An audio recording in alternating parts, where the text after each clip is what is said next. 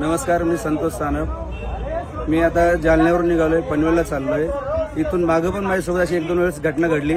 आजची ताजी घटना आहे बघा, लाईव्ह घटना आहे. हे किडे बघा, हे समृद्धी हवे. 1 तास झाले पोलिसवाल्यांना फोन करतोय. समोरच्या गाडीचे 4 टायर पंक्चर झालेत. पोलीसची मदत अजिबात होत नाही या रोडवरती.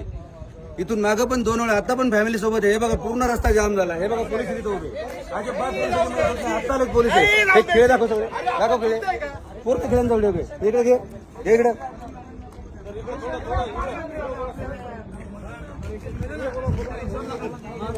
भाऊ, इथून मागून माझ्यासोबत अशा घटना 2 वेळा झाल्यात. तेव्हा पण मी पोलिसांना फोन केला, अजिबात पोलिसांची मदत होत नाही.